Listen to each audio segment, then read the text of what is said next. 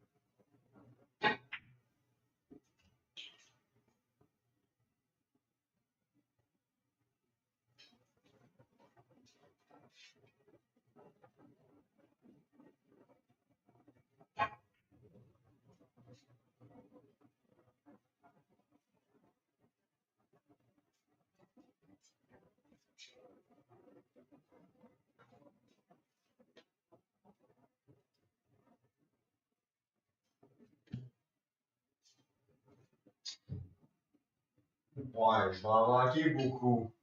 C'est comme normal.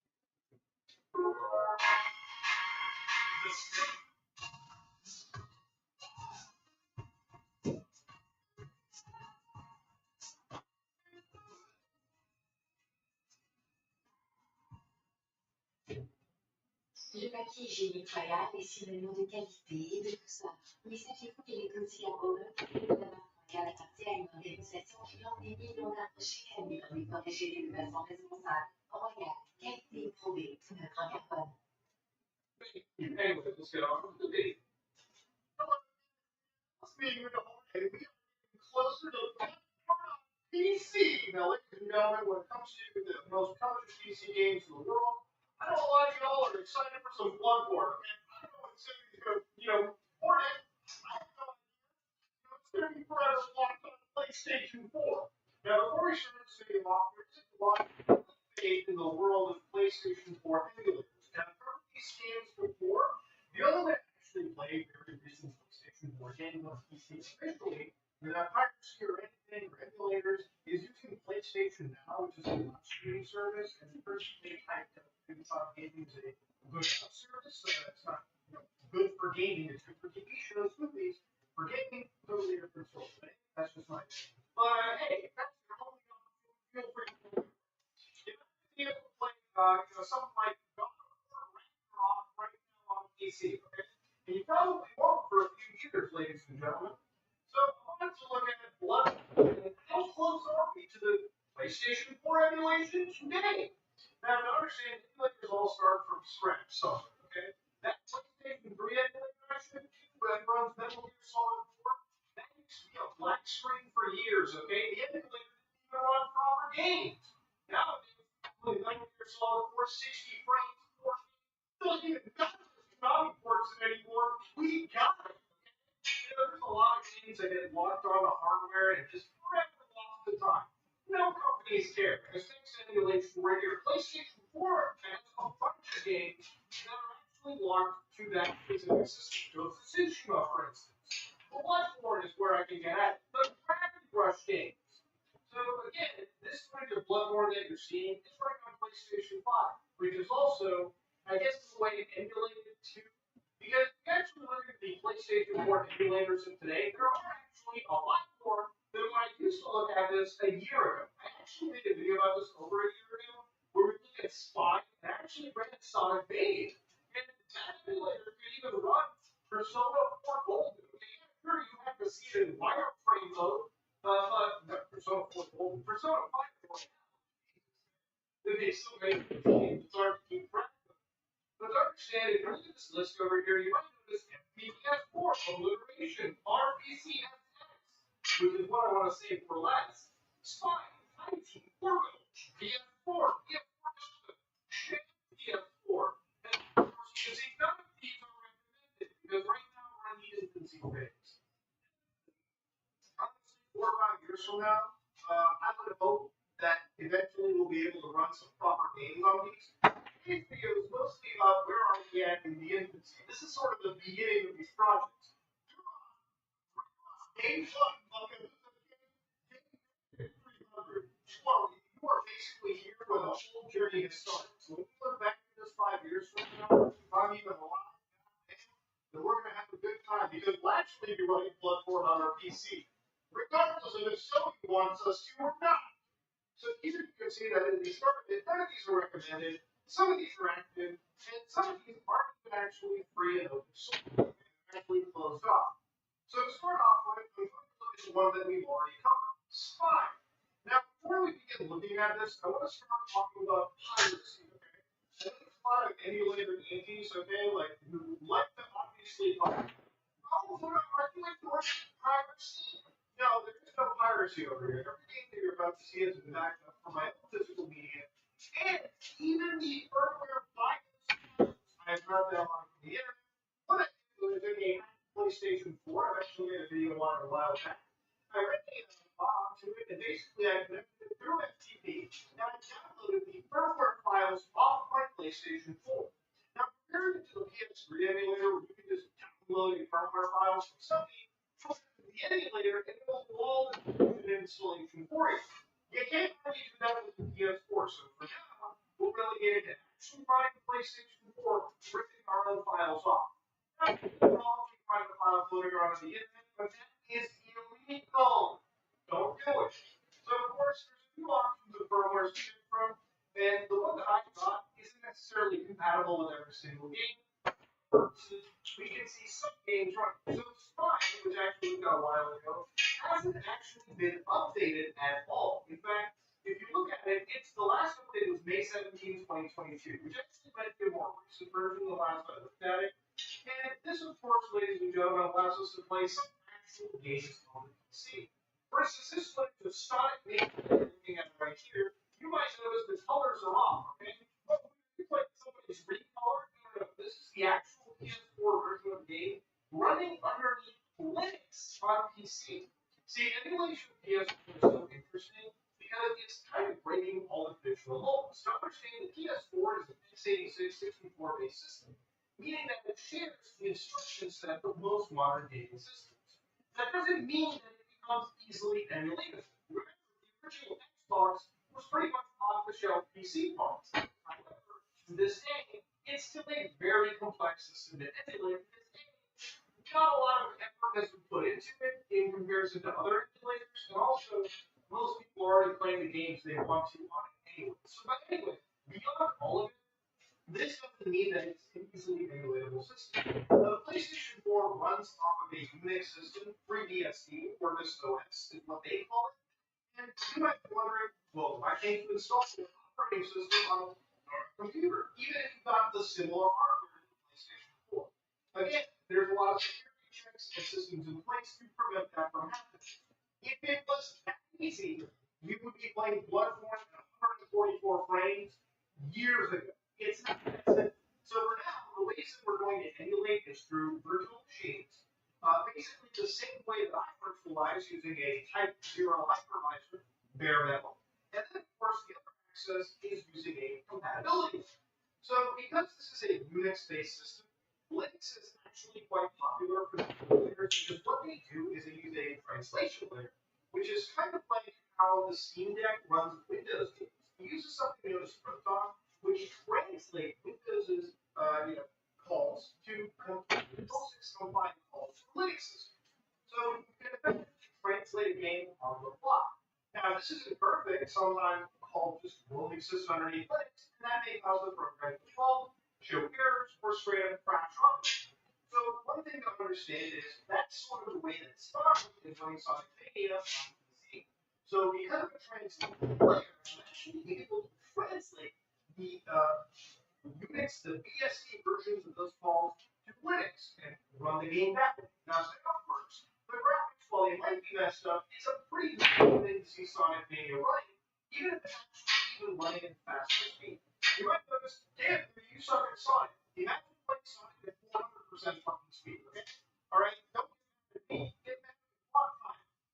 Now, you might be like, but what am I going to do? Well, shame on you. This is a free and friendly share. If you're using Windows, then you can use something known as WSL, the Windows Subsystem for Linux. And surprisingly, this emulator actually works underneath Windows with a subsystem for Linux, which is effectively just a VM that allows you to run Linux underneath Windows.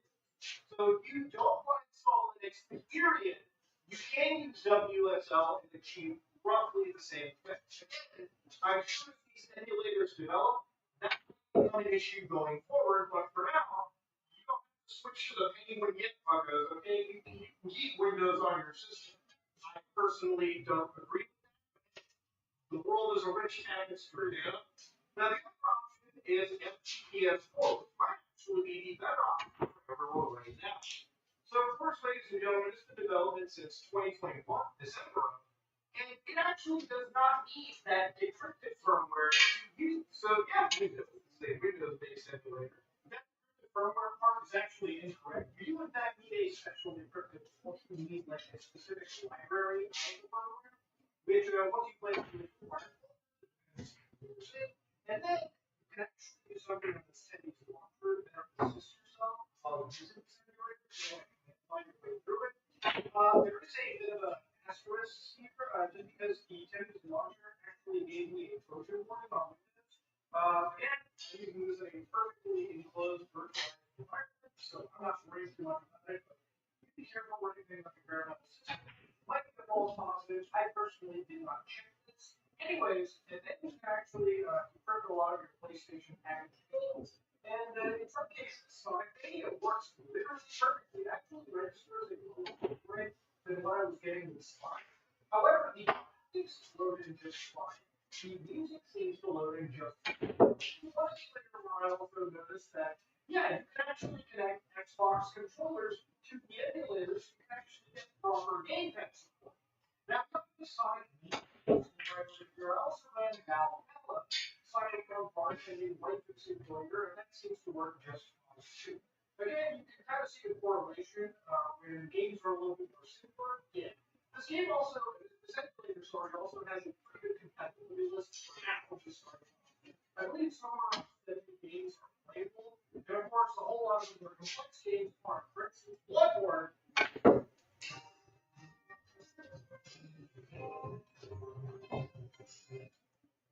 Et ça a l'air les gens vont être assez avec en fait de tuer dans les restaurants de pouvoir faire lever. If you're not behind the wheel of your cheap Wrangler, you're exactly moving. It doesn't go past this one call in the actual video. It doesn't even reach the loading period. And it's going to be like that again for years. So yeah, PS4 works really well because we're right now at the moment, this might actually be the best emulator for anybody wanting to emulate games right now. What about obliteration? This one comes for Windows, Linux, and Macintosh users. Obliteration is again a Windows-only emulator, and this one actually makes the entire aspect of getting Microsoft profiles pretty easy. It's going to set up functions where you identify which folder you're going to use the file system, your game folder, and then connects through STP to your PlayStation 4 with the download number of files. If specifically due to developers putting in cheeky privacy checks, so it forces everyone who doesn't have a PlayStation 4 jailbroken, to kick dirt, because basically you would have to have a jailbroken PlayStation 4. You can download your own firmware files. But again, you run I guess one test application. Other than that, it's not mandatory to use it. Again, very early emulator, they actually have to get bare bones skeleton to work properly before you can even think of emulating full-on game files. Now the other one is Typee, which again is a Windows exclusive emulator. And this one has actually been updated since on August 18, 2022. It's on version 0.2.0. Again, another early emulator. Nothing here is truly intended to run modern games, but this one's actually quite interesting. Beyond just running some PlayStation 4 games, you can actually run PS5 homebrew on this system, meaning that right now, you too can emulate PlayStation 5 right now on PS4 emulator. This kind of resembles sort of like how Dolphin does it, where that used to be a GameCube emulator, but also runs the Wii, from what I understand, due to them both having very similar architecture. Now again, are you expecting to run PS4 anytime soon?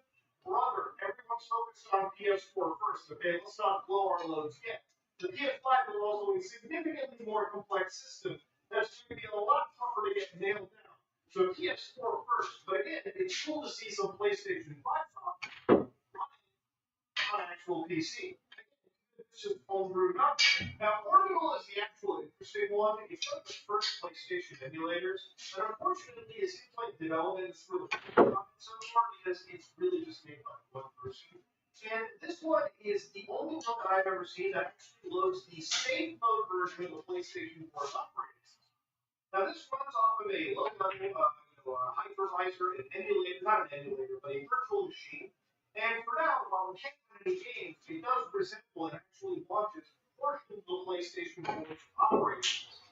And again, while being the very first one by Alex Altias, I don't actually think this is going to go anywhere since it's one developer working.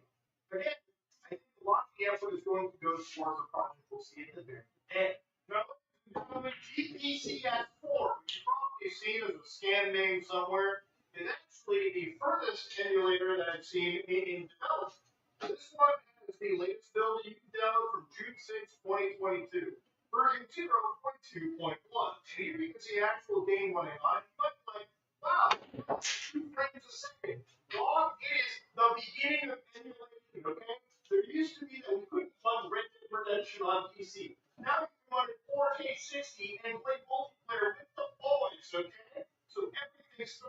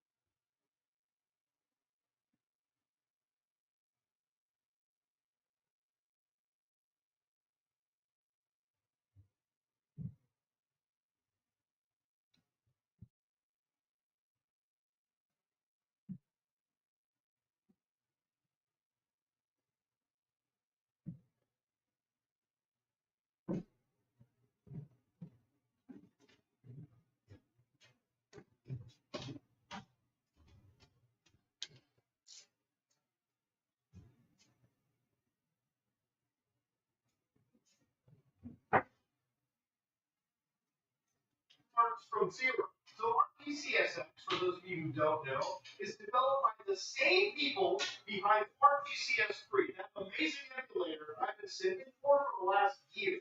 Yeah, like, they decided to, put on a new hat and develop a PS4 emulator for the PC. Now, of course, this one is Linux only, and the reason why it's Linux only is, I don't know, ask these guys, okay? It will be Linux only to begin with. Now, this being said, like I showed you earlier, you can run this underneath Windows through the Windows subsystem for Linux. But for now, I'm just going to keep using Linux and running this right now. So, of course, with our PCSX team, it's not possible to run any games yet. And there's no ETA for when this will change. Simply because, again, they want to actually have an emulator of the running and doing these very basic things before you can even operate software, let alone full-on commercial games. Again, you got a hello world before you can shoot off to the moon. So going back to the RPCSX Discord, it's rather interesting because literally a week ago there only used to be like 2 things in the roadmap, and now they've already got a bunch of different things that they're covering too. For instance, TSC calibration, guest instruction patchers, kernel memories, they're going after everything. And this is basically a group of talented developers working literally for free, by the way. Again, this is some very talented developer work that they're doing just for the sake of preservation and making sure that the PS4 dreams stay alive forever. Simulator doesn't have a GUI. You pretty much have to operate it within the command line, which is pretty much standard for most simulators. Again, as their development is going to be like this for a while, until of course the team gets together and designs a GUI that makes it generally accessible to the average person. Again, it's only going to be a thing when the emulator is far enough in maturity that it can actually run some games to start off with, they got action games like properly. So of course, running this emulator once is actually wild that even as the developer said that it's not designed to be running games, it actually can launch a game. One of them is VR Doom.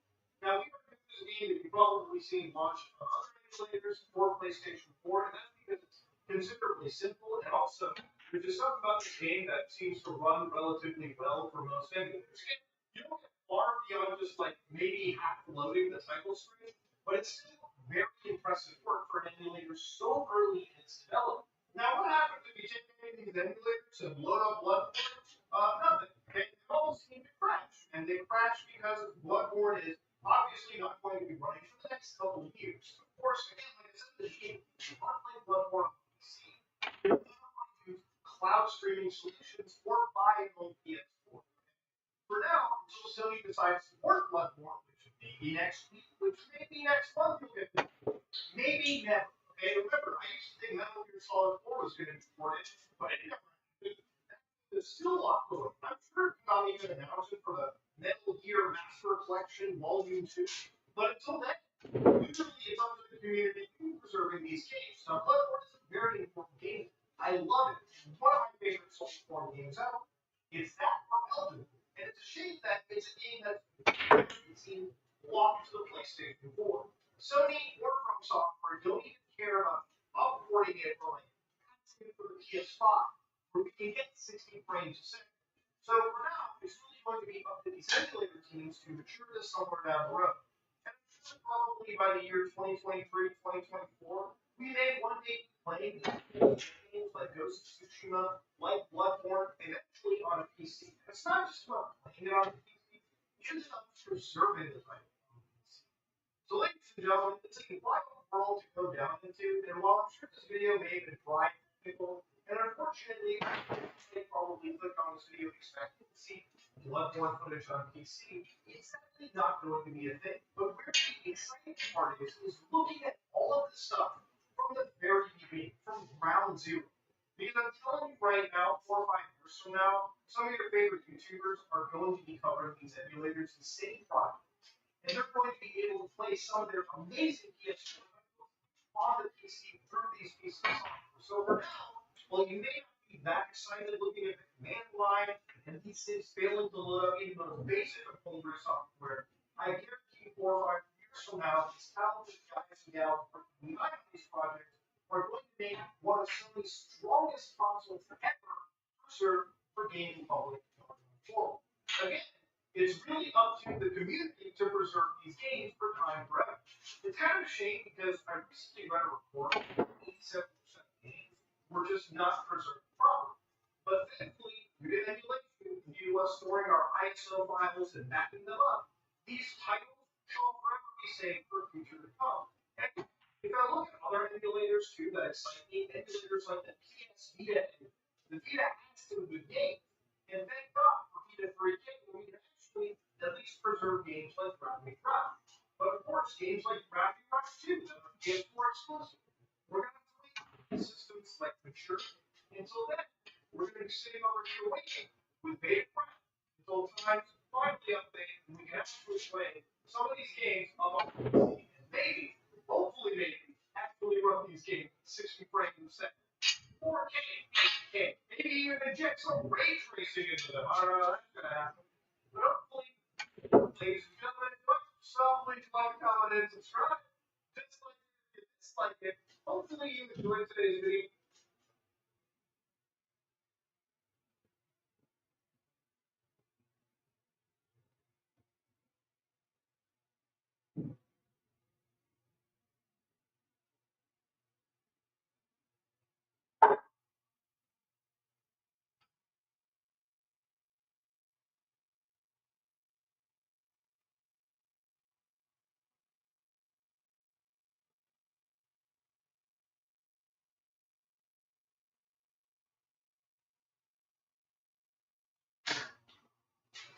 Oye, ¿qué tal ya? Que se va a tirar.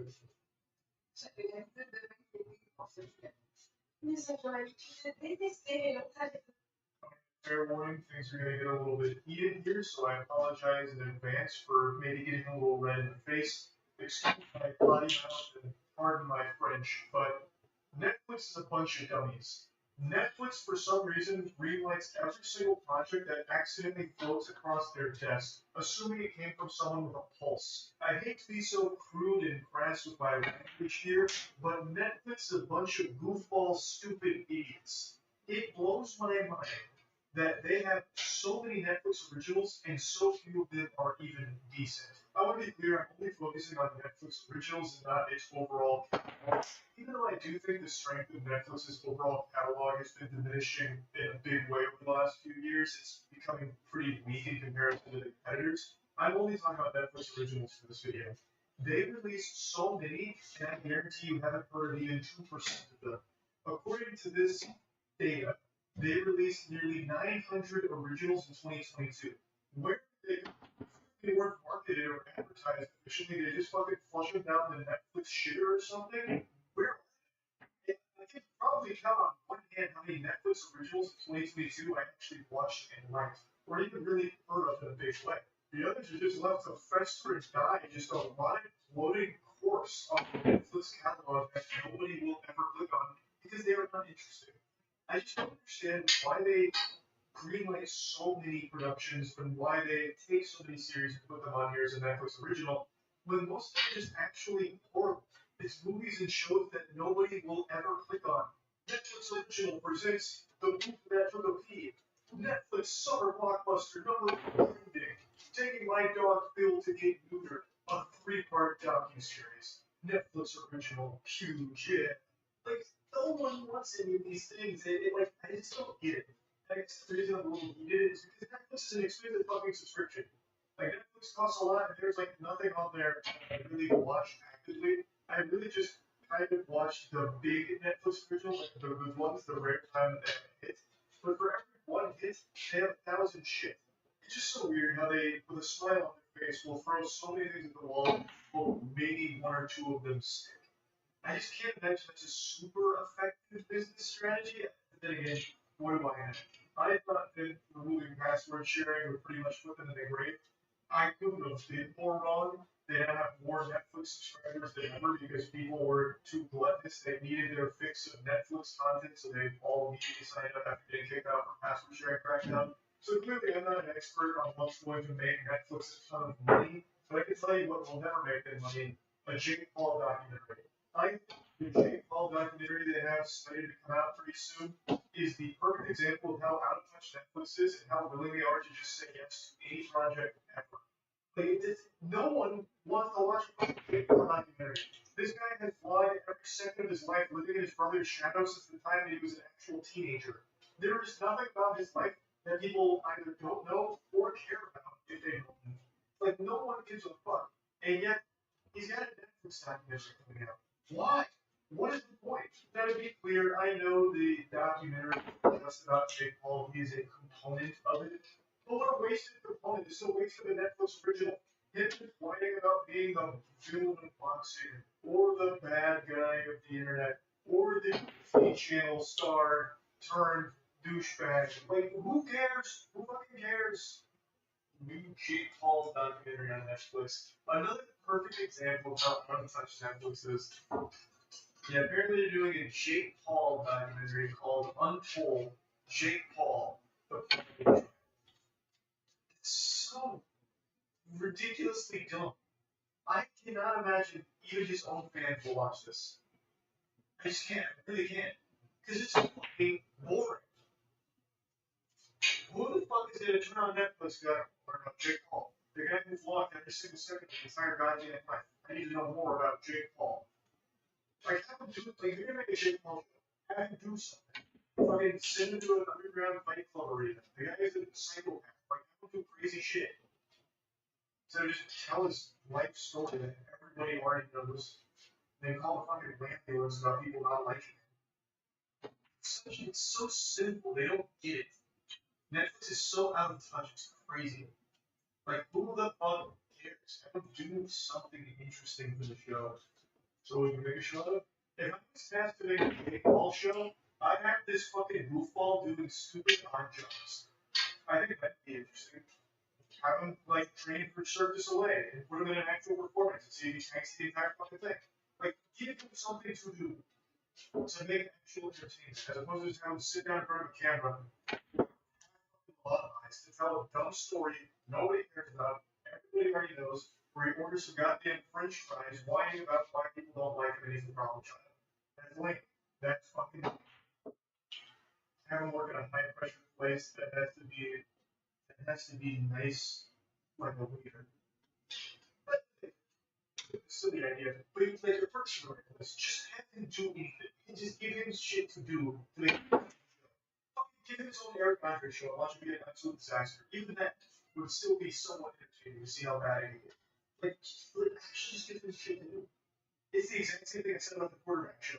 Where they just sit quarterbacks down and that's boring. No one's gonna turn on Netflix to learn about fucking Jake Paul's life that they already know. From a nation, the produce of nations. You know, dirt cheap to produce. Yeah, you're gonna get nothing out of it. It's not even that cheap. You think Jake Paul did this for cheap? One of the greediest men on the planet. You think he did this Netflix game for cheap? Hell no. Why do people care so much? Nobody cares. This is gonna be a massive fucking flop. Nobody cares. That's the point. That's the point I'm making. Netflix is so lost. It just produces trash. And then occasionally gets lucky with like one good thing that comes out. Do you think they'll make something with other creators? They already have multiple times and they all flop. Miranda Sings on the show on here. I don't know when Netflix is gonna learn its lesson. I don't know. I don't know what it takes to get the message through. Paying oodles of plans every month for subscription, and this is the kind of shit they deliver to the table. This is what they cook up in the kitchen. Bring the chef out here. I want to have a few words here. Where's the Netflix chef? Because this is revolting. I'm sitting back in the kitchen. Just fucking why? I just don't understand. And Jake Paul is not the only YouTuber they have done this with or done similar things with. I just don't get it. Again, I don't think this is something even his fans care to see. I don't even know who the audience is even supposed to be for this. Like, what's the target demographic? Brain rot zombies that just doom scroll Netflix forever watching everything that pops up? Because I feel like that's the only people who will actually even bother having this on for a school setting. Jake Paul is not an interesting person to make a series out of about his untold story. And his brother became a superstar, and he rode his coattails, and then he himself became a superstar. End of story. Like, sure, there's probably some nuance out there, and I'm sure he's gone through some difficult times in his life. Everybody has. But that doesn't mean it makes for an interesting show that people are going to want to sit down and fucking watch. Like I said, if you want to make something with Jake Paul, that's totally fine. But just have him do something that'll make it entertaining other than just telling his story. Have him fucking rank the Batmobile along with a turbo Omega ramp over 12 flaming school buses, and then when he lands on the other side, have him do a no holds barred 2-minute text stand until he misses himself. Like, I don't know. Just have him do anything. There's no reason he should even be a part of like the untold story of Jake Paul. Jake Paul, untold. Again, I know it's not all about him, but why even have him in it? It doesn't make any sense. It's just, it really feels like some kind of desperation from either Netflix or whoever was producing the Untold series itself to try and kind of cheesy, cheap clicks on the production. Like Jake Paul's name would be enough of an attention grabber to have people come in. But I just don't think that's the case for this because no one gives a fuck about the Jake Paul story about, you know, his transition into being a boxer and being labeled a bad boxer and being labeled a villain and all that. It's just not interesting. So yeah, I just want to talk about this because Netflix just has so much garbage on it. I think this is a great example for just they greenlight anything, actually anything, which I don't think they should do. I would rather them just not have 891 originals come out in a year and instead we have less than half of that, but all of the originals improved. That I think it'd be so much better. But anyway, that's about it.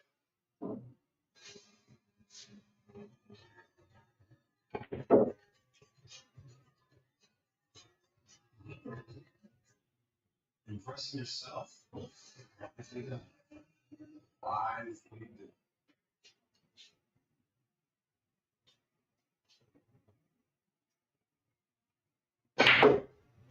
Did you see that they recently saved a sailor with his dog after months of being stranded? That's vacation.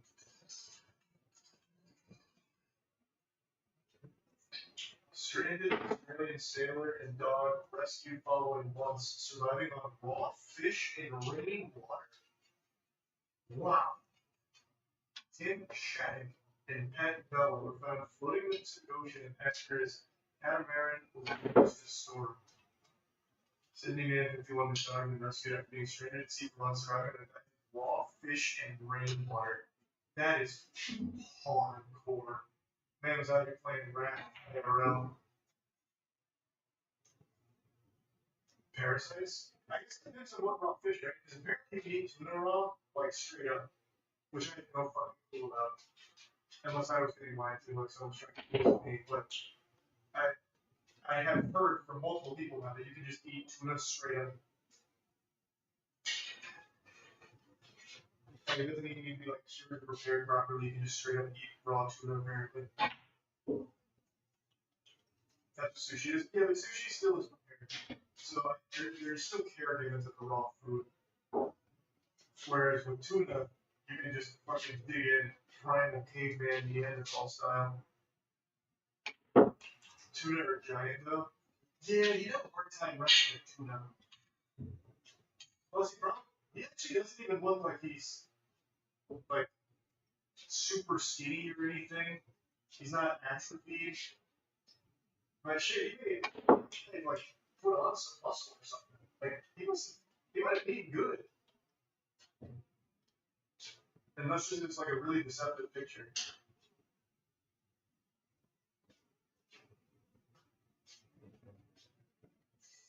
They've been flooding the Pacific Ocean for 2 months and a storm damaged the catamaran electronics and communication system just weeks after they set off. He was attempting to reach French Polynesia more than 5,000 kilometers away when his boat was damaged. They were rescued after a helicopter conducting surveillance for a Mexican fishing trawler found him on the 12th of July. Oh my god, he was operating a tuna boat. The Maria Delia. He was probably surviving off tuna, raw tuna.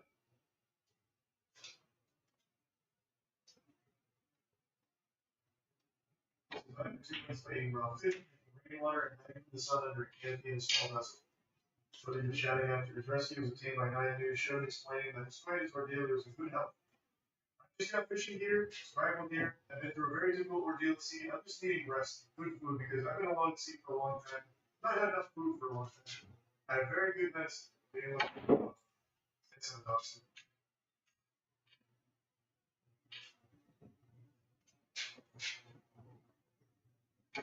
That's the boat that saved it. Oh, you're right. Rescued castaway. I missed rescued. I just saw the tuna boat Maria Delia with the castaway. I was like, oh, that's the boat. I see. No, that makes a lot more sense then.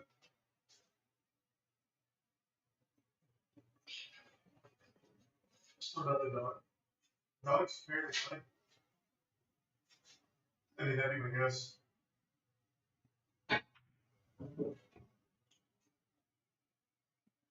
God, surviving off rainwater sounds fucking awful though.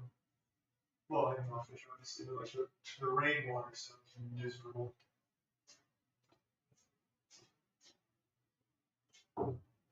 Doesn't drinking your own piss dehydrate you faster? I don't know. Girls used to preach as a bunch of baloney because he was a fraud. Man was not a real survivalist. Fucking stayed in hotels and shit.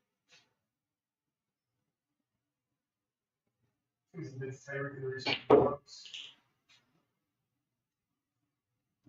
What's your take on the insurance market starting to collapse in the state of Florida? I haven't been keeping up with it too much, so I don't have like a real take on it. What is this fucking life hack? If you have a tube, you can put seawater into your urethra, hydrating you without most of the bad consequences. What are you talking? What can you fucking? There's no way. That wouldn't make any sense. How would you be able to hydrate yourself through your urethra? It would never get where it needs to go. There's no. I mean, I guess if you like fucking post it in there, maybe. But even that, I don't think. Look it up. Yes, it does. Nope.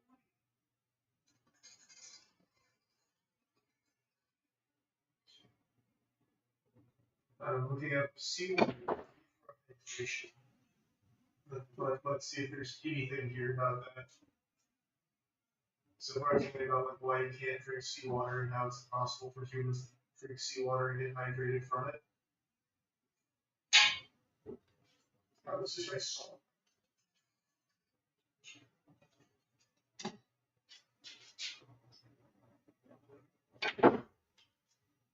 I don't see anything about fucking tubing salt water into your hot bowl for hydration in desperate times. What about this? What's the process called?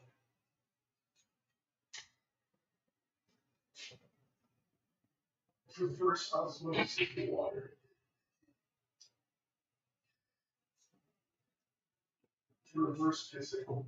Yeah, all of this sound very real.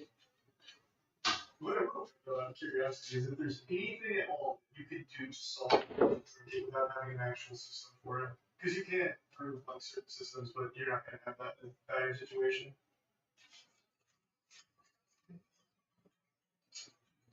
Let's see.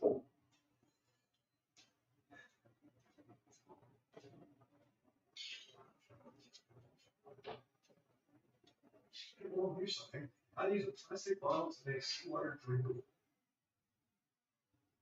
Let's see if this is bullshit.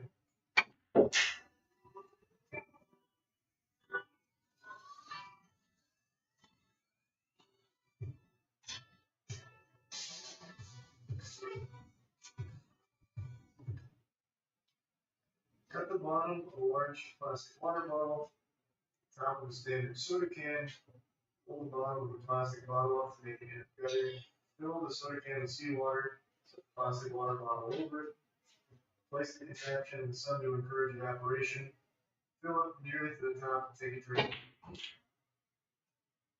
Number, desalinated?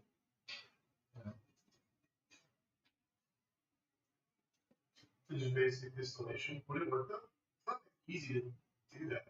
You still need equipment for it, right? Okay. How long does this take? This would have to take like an extremely long time, I think. Let's see if this tools. Probably some people actually do this for fun.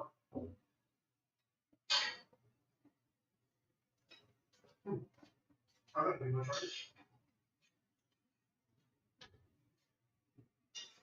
Video idea, absolutely not. And then you're gonna try these survival techniques. I would be very bad at it. I won't be able to do it. Easy tier 1 ATSM.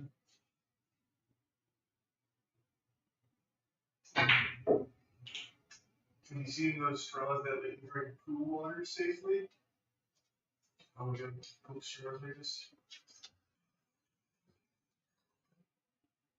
Party till your poop, paper straw. This is looking good. What's it called? It's called Life Straw. What water purifiers from Life Straw? Can you drink all water with Life Straw? For the ones who love the trip to great outdoors, one of the common concerns is having supply of clean water to drink, although many experienced campers and hikers will be familiar with Life Straw, which lets you safely drink from any water source, even not so clean ones. Really? I've never even heard of this. It's just a portable filter. It's gonna filter out all the microplastics. No shot, right? Something like this, though? Pretty sure Bill Gates drank poopy from this. This is like a crazy fucking filter.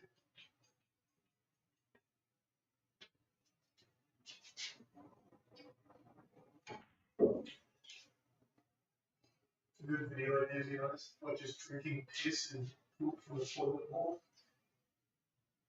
It'd be very fun, yeah.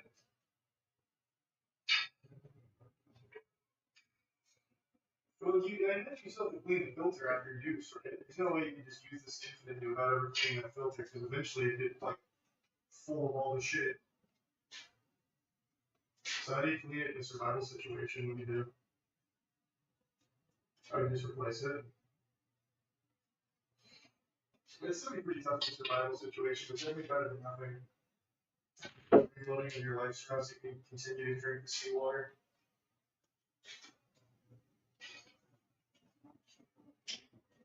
There were so many YouTube videos about this, I'm surprised you haven't seen it. Yeah, I don't think I've ever seen this. At least it's not ringing any bells. I feel like I would remember someone drinking.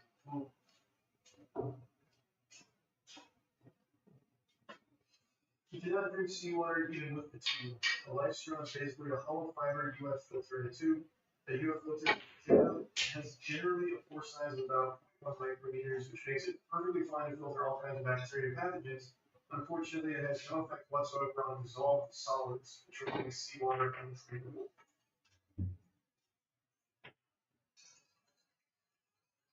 Let's see. Oh, you're right. Yeah. No, the life straw does not remove it. Oh, you're right. You cannot use it for seawater. Bad with it. Unlucky. It did nothing for him. It even says like on the website here, minerals in saltwater are just simply too small to be filtered. And apparently the same goes for Europe. So I couldn't even drink my own pee. I'd still just be drinking straight up this. Drinking physical. Still really cool. Seems like a very handy tool. Crazy how you can drink alcohol with seawater. Well, you can't live off alcohol though. You dehydrate quick with alcohol, you would seawater. Well, from dehydrate your seawater, but still, you couldn't. You can drink beer every day. That's how our ancestors lived. It was safer than water. I don't know beer like exclusively. Beer, beer you might be able to get away with like a long time. Like if you had nothing else to drink, you could probably live off beer for quite a while. I guess that was more thinking like liquor. Rum was used by parents to protect better. Still though, I don't think parents only drink. They still set out to see with other things like rum, food, and water and shit. I'll look it up. But that wouldn't work. You dehydrated. And 100%. They did make rum occasionally. Where they apparently they called it rum rum, which was a mixture of watered down rum and I guess literally anything else that's a liquid. That's kind of cool.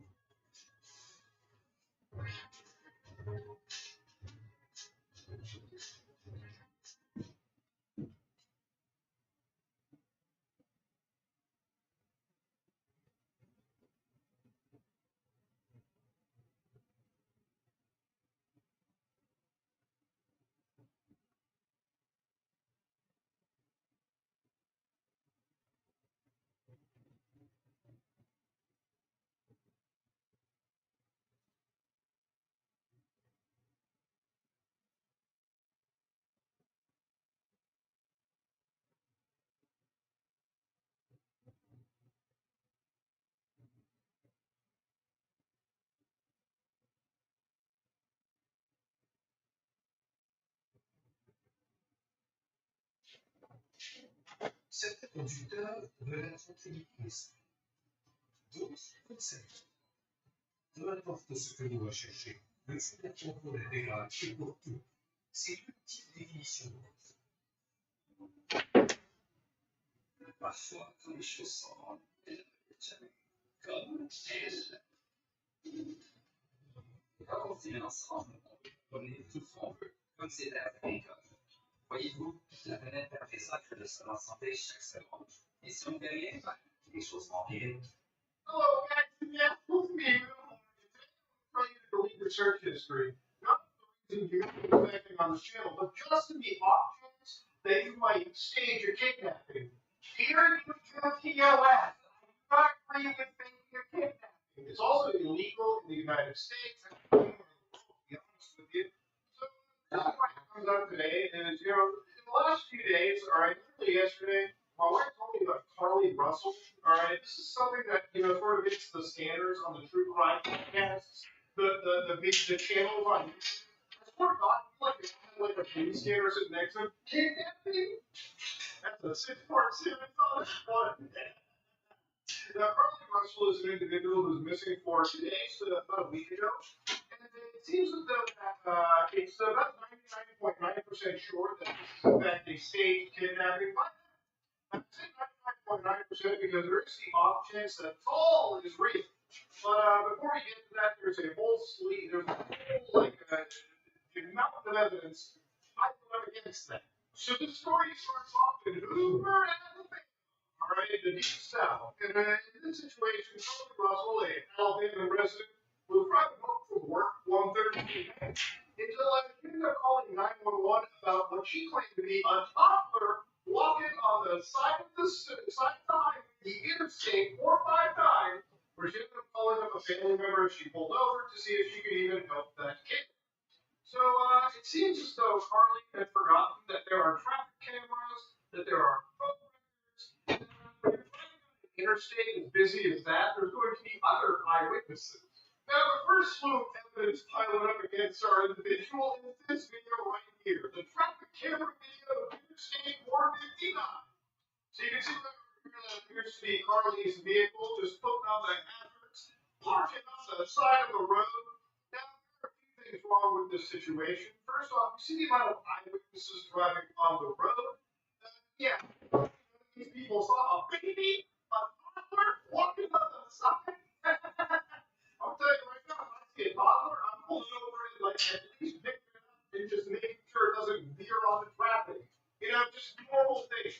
But it seems as though this toddler, at least it was alleged that they were using this toddler to effectively be lure a bait for actual kidnappers. Because Carly makes a far different story. As soon as she stepped out of here to actually investigate this phantom baby. Now, according to the actual statements over here, it seems as though she told detectives while she was traveling down the interstate, she saw a baby walking down the side of the road, called 911. She got to check on a child. A man came out of the trees and mumbled that he was checking on the baby. The baby then picked her up. She screamed and then made her go over a fence. He then forced her into a car. And the next thing she remembers is being in the trailer of an 18-wheeler. She stated that a male was with a female. However, she never saw the female, only hearing her voice. Pretty scary story so far. Now, after 48 hours, she ended up stumbling her way back to her home, where she claimed she actually escaped from the attackers. Okay, she escaped her forced custody, and she was back in, the arms of her loving family, who actually did believe she was kidnapped 100%. Like, this is not a joke on that part. She was then sent to a hospital, given a checkup, and up to this point wanted to really investigate the story. I mean, how does somebody just gets away from this situation? And law enforcement fucking throws the wrench into all the plans. Now, if she was kidnapped, a bunch of social media kerfuffle floating around, this actually got national attention. I would say international attention. A Canadian is watching it. Me.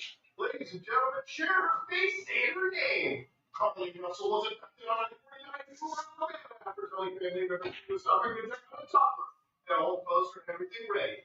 Bishop, let's see the media is the attention they gave white missing billionaires in the submarine. Who's going to tell them 2 of them were at least kind of Bishop, let's get the facts straight there. There is a lot of kidnapped people purely in the United States alone. One is way too many. We're getting into 6 figures sadly when it comes to the amount of people missing or potentially kidnapped. But I don't know why race has to be really brought into it. This gained national attention, and unfortunately, it seems like there's more information about it. This was BS. So, of course, there were some researchers on the internet who were going, Carly Russell's in trouble. SNH, piece together the evidence and exactly what's going like. There was never a child roaming around on the highway on its own. She's seen driving and solving multiple crimes. No one ever abducted her. So, people who were looking into it as a police investigator, obviously they have the ability to check traffic cameras, receipts, financial information, search history, which we'll get into. They pointed out that she was there was a lot of discrepancies discrepancies in the story. So, according to law enforcement, Harley went to a Target on Highway 280 to purchase snack food. These items were not located in the vehicle or with her cell phone and at the scene of the disappearance. So the vehicle where it was apparently left on the side of the road, people grabbed her and took her to the semi truck. Yeah, apparently she had some takeout food, her audio cell phone, smartwatch, so on and so forth, but not the snacks that she brought along or any extra stuff like from the workplace where she worked at a spa. This sussy wussy. The Hoover Police Department have not located any evidence of the toddler walking down the interstate, nor did we receive any additional calls about a toddler walking down the interstate. Apparently, it seems that the FBI got involved because there might be a federal agent looking for Casper in the case right now, which is wild as hell. Detectives obtained surveillance video from Carly's neighborhood, which shows her walking down the sidewalk alone prior to her arrival at her residence. Fire department radio traffic obtained by several media outlets showed the medics were dispatched to a residence on an unresponsive but breathing person. Numerous evidentiary items are still being evaluated, and those items are key in the process of determining exactly what took place in the 49 hours she went missing. Now, this guy is the police chief for Hoover, Alabama. For those of you who don't know who he is, this is Chief Dursis. And Chief Dursis is a no-nonsense guy. According to Reddit eyewitness reports, he's a fairly gruff individual. He prefaced by saying, "We're glad she's home safe," and then followed with, "I promise we'll find out the rest." We always do. Yeah, I was in Birmingham market for several years and interviewed Chief Dursis many times. He might be older, but being on his radar for an investigation is a high pressure affair. Basically, the point is, this guy will find out exactly what happened in 49 hours that she went missing. So I want to play a clip from you where I talked about basically the title, delete your search history. Because you want to know why? You want to know what happened in this? Watch this. Detectives continue analyzing data from Carl's cell phone that was left behind at the scene. We enlisted the help of the United States Secret Service to conduct this analysis. Part of what data includes several internet searches in the days leading up to the disappearance that I think are very relevant to this case. On July 11th at 7:30 a.m., the term "you have to pay from Amber Alert" was searched. What? You know, when you're 25 years old and you tell them about an Amber Alert in public service, the education system has truly failed you. That was one of the searches. It gets even wilder. Listen to this. On July 13th at 1:03 a.m., the day of the disappearance, the term "how to take money from a register without being caught" was searched. On July 13th at 2:13 a.m., the day of her disappearance, the term "Birmingham bus station" was searched. On July 13th at 2:35 a.m., a search for a one-way bus ticket for Birmingham to Napster was conducted with the departure date of July 13th. On July 13th at 12:10 p.m., a search for the movie Taken, a film about abduction, was conducted. There were two searches later, Amber Alerts on a computer at Carter's place of employment, including one regarding the maximum age of an Amber Alert. Imagine the day before, like basically selling on yourself through actual search history, saying, "Yes, are obtained through the U.S. Marshal Services, the Secret Service." There was an entire task force on this lady. And yeah, it turns out that she was basically figuring out, hey, do I go up on an Amber Alert if I go out and get disappeared? Which if you're on an Amber Alert, it could be really, really bad. Because it's not just like the entire people in the region knowing about it and the surrounding states, it's also all the law enforcement agencies as well, too.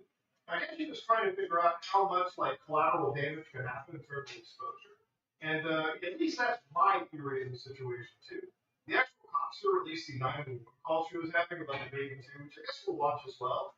Considering this is like where just shortly after this call was when she was allegedly kidnapped by the people in the 18-wheeler.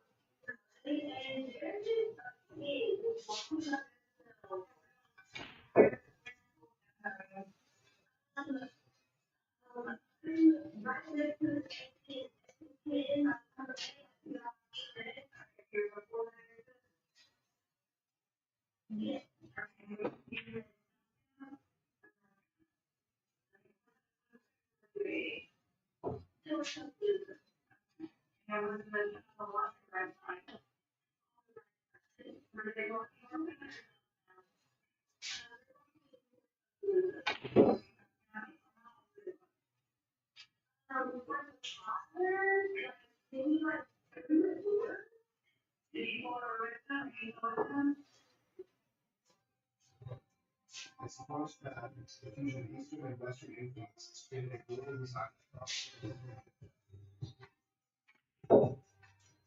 My name is Joey Carlish.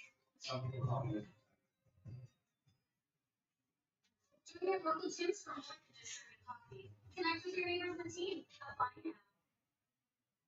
Now, she says that the toddler was 3 or 4 years old, and the cops, the actual police in the situation, found out the exact distance that apparently this toddler would have allegedly traveled. This is wild.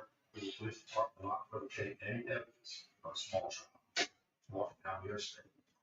Data for Carly's phone, including her life shows that she traveled approximately 600 yards in her vehicle while she was on the phone with 911, stating that she was following a child. 600 yards. That is 6 football fields straight. 600. Yeah, apparently she wants to play. Yes, this is how the cops established a timeline. So the cops know like 903, 906, 908, 912, 915 when this happened.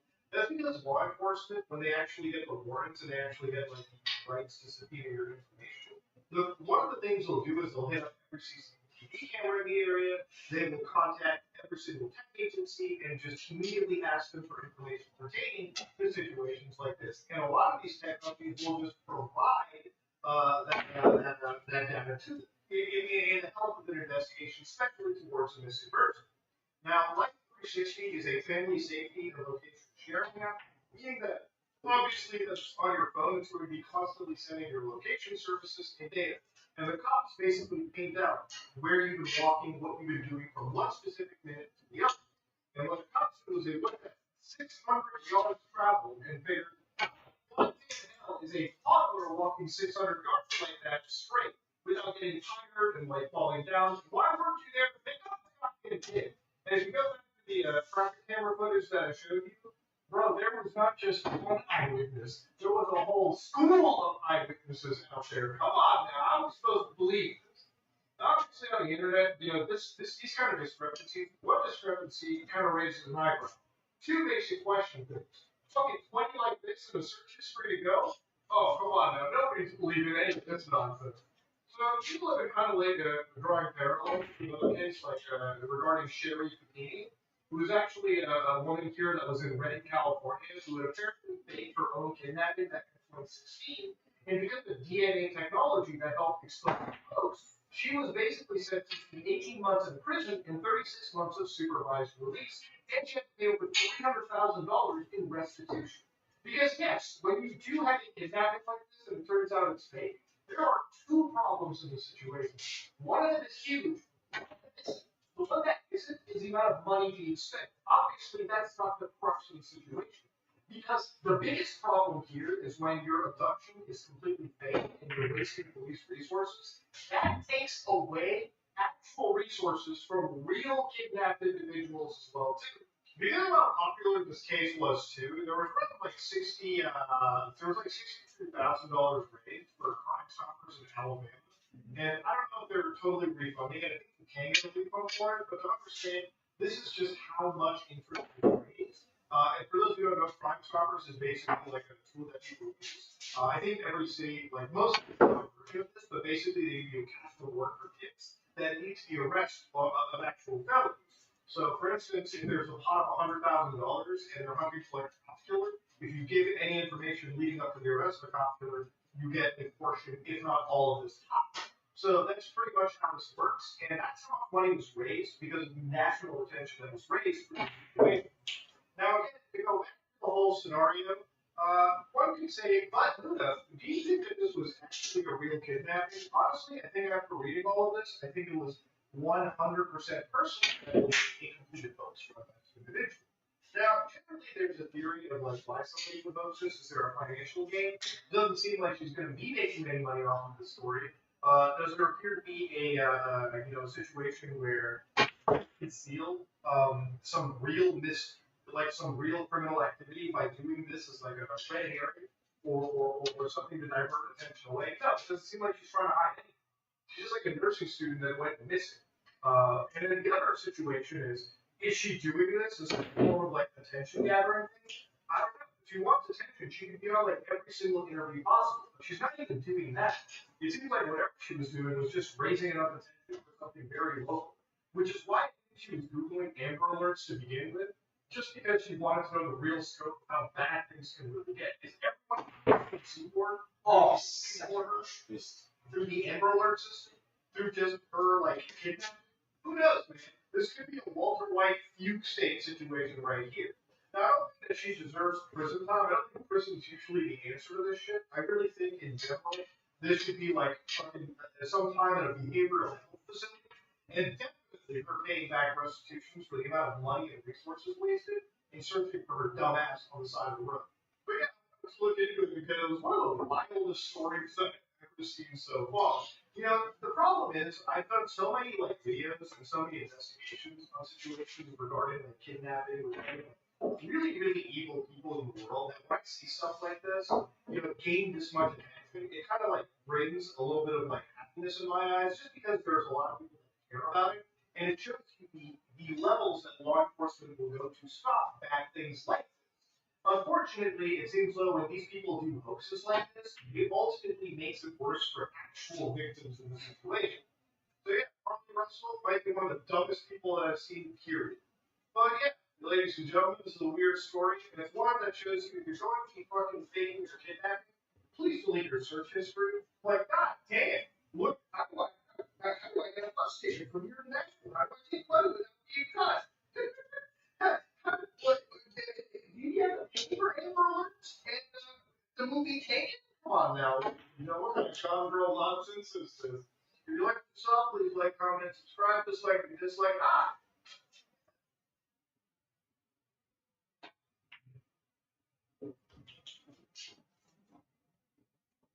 C'était l'amour qui a cherché, les trouvé, l'amour. Seigneur, c'est pas bon. En voilà. Tu t'es accepté ce 1000 jours en gage de mon amour.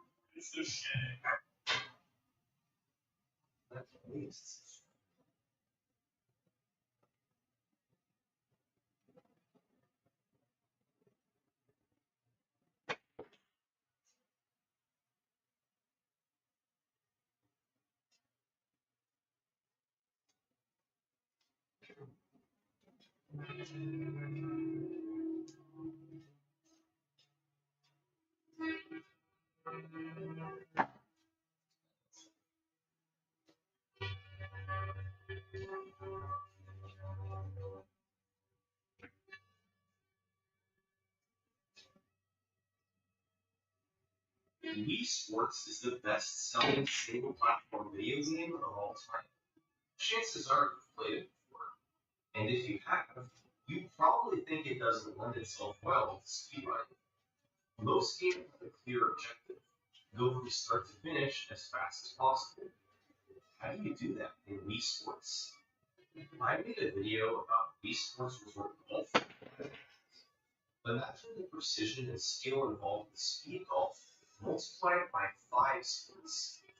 Here's the story of the gamers who've done it. This is the history of Wii Sports Records.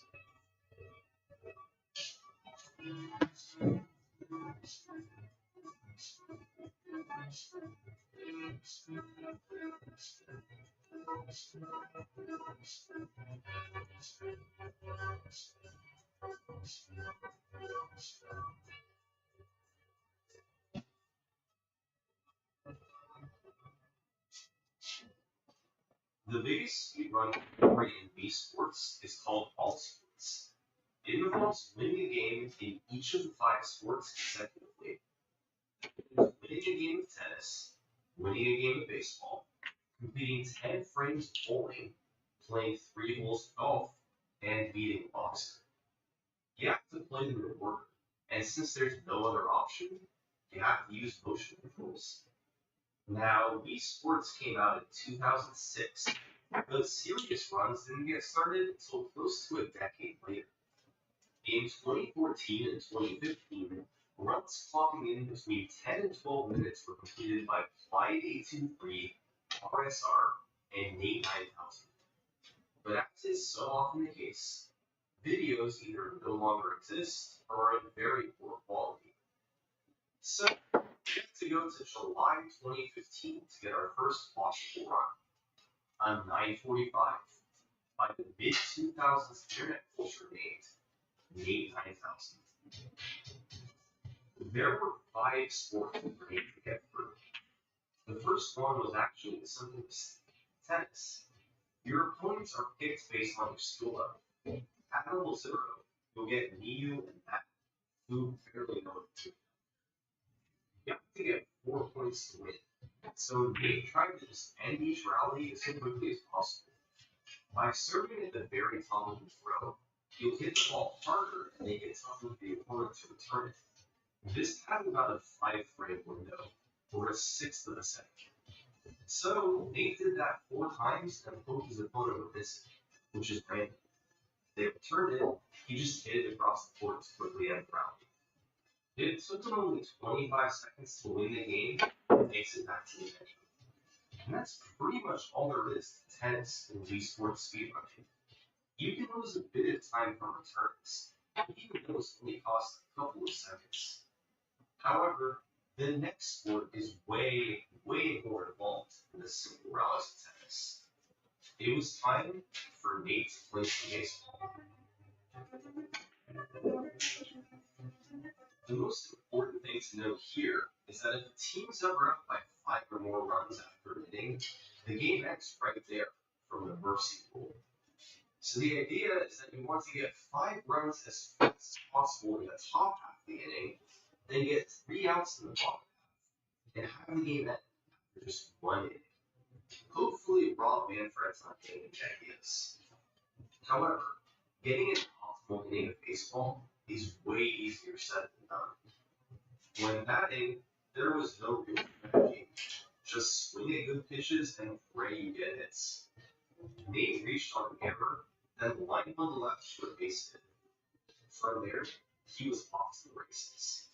A double in the gap, then a blue to right. Some bad luck for him. But there was nothing lucky about a 3-run shot immediately after. That made it 5 runs for Nate, but he still needed to get out twice more to end the inning.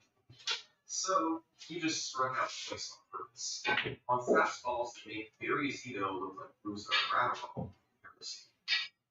For pitching, you obviously want to get 3 outs without giving up any hits or runs. But there's a lot more to it than that. What you ultimately want to do is turn into Marc-André.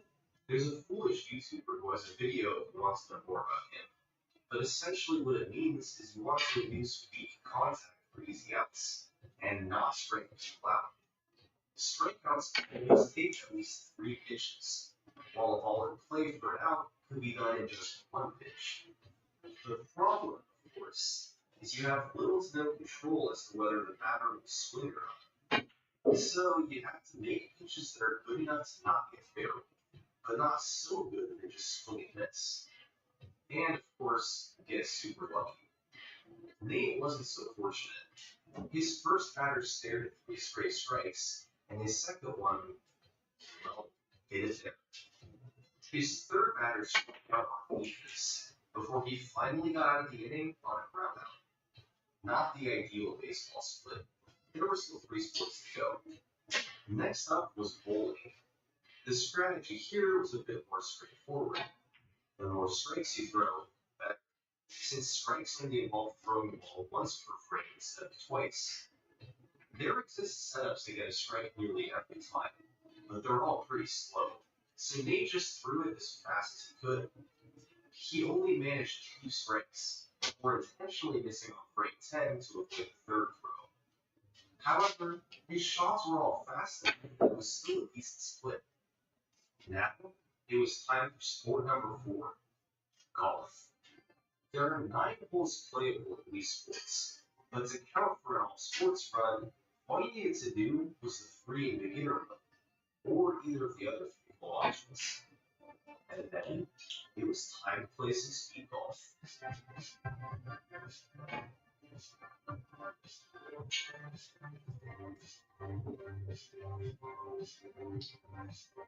You line up for each shot as quickly as you can go, then hit it and hope for the best. There's not much time to think. You just line up and go. There's one key difference between golf and Wii Sports and Wii Sports Resort. In Resort, if you hit an incredible shot, one that either lands near or in the hole from a long distance away, you'll get a replay that loses time. However, that mechanic is not present in the original Wii Sports. And so, anything is game. The better shots you can make, the more time you save. Nate tried to take advantage of this on hole 1, but his second shot landed over. His first putt was wide left, so he had to take par. Hole 2 was much of the same, with his initial shot going beyond the hole, then needed 2 more shots to get it in. And on hole 3, despite the crowd getting excited, Nate once again was unable to. That made it 3 pars on 3 holes for Nate, which doesn't sound great, but keep in mind, he was against constant pressure, needing to aim each shot as quickly as possible. And finally, the last sport is boxing. You want to ensure your knee is ranked low to get an easy opponent, like Marco, then just go ham on him and split it down, and hopefully stay down.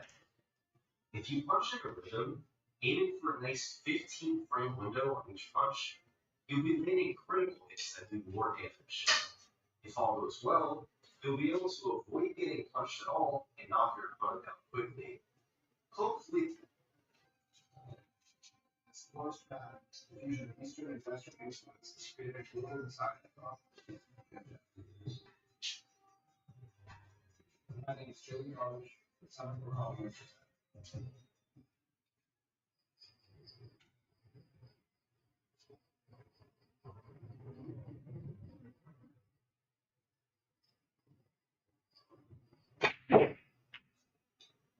hopefully they'll stay down and won't get up. It's not known exactly what causes them to stay down, but it seems to be a combination of knocking them down quickly, not getting hit yourself, and some luck. And that's exactly what happened to me. This was the first ever sub 10-minute run of Wii Sports.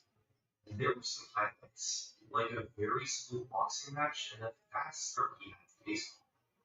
But of course, the strikeouts and overall fuck off. sections meant there was some big room for improvement. Nate knew this, and just 2 weeks later, he lowered it another 19 cents. His golfing was particularly improved, getting 3 birdies instead of 3 pars and not missing putts, which made the most of it.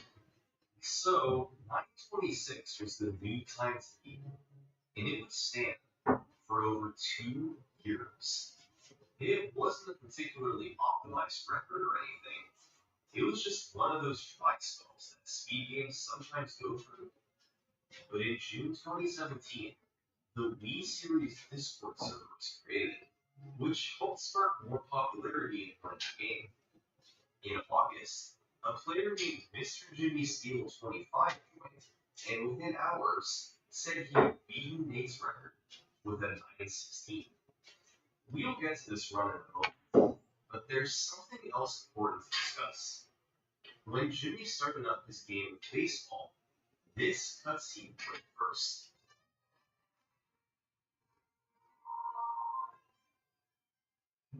Now, most of you who have played Wii Sports before are probably familiar with it, but I guarantee there's a small subset of you who, despite having played the game before, have never seen this cutscene. And there's a reason for that. See, when Wii Sports was released in 2006, it was bundled with every Wii console sold. Europe, Japan, and most other regions of the world had the same version of the game. However, for a few months after its release, the version of Wii Sports that was sold in North America was actually an early version of the game. The community calls it 1.00. With certain features present in 1.01, the version sold everywhere else in the world. The two most important features are both in baseball. First, the cutscene you just saw, which wastes about 5 seconds and can't be skipped, isn't present in 1.0. And second, whenever someone grounds out, an animation plays in 1.01 of them throwing first, which wastes about 0.7 seconds. This animation doesn't play in 1.0. That means that for a typical all-sport game, playing on the early version of the game is hugely advantageous, as it'll save you close to 10 seconds for playing on 1.01. Now, when Wii Sports was re-released in North America in July 2007 to promote the new remote jacket, they updated it to 1.01 to reach the rest of the world. The cutscene and the animations were added back in. So, this optional speedrun version of the game can only be found on North American copies made within the first 9 months of its release. Any copy for the next 10 years is of the slower updated version. That means that even though Wii Sports is one of the best-selling games of all time, this early version is rare. It's estimated that only about 1 in every 20 copies of the game is 1.0, or 1 in every 10 North American copies. There's an easy way to check if your copy is 1.0. If it's a North American copy and the title screen says 2006, then it's 1.0. If it says 2006-2007 and the leader code is ejected, then it's not the early version. Since Jimmy was playing on 1.01, he lost some pretty significant time in baseball from version differences alone. However, he had a smart strategy to use all that. Once he got his 5 runs, instead of striking out on purpose, he bunted for a quick ground out. This took far fewer pitches than strikeouts, but it's tough to perfectly aim your bat on the ball where you want it to go. On the pitching side, Jimmy was nearly perfect. A strike, then a ground out short,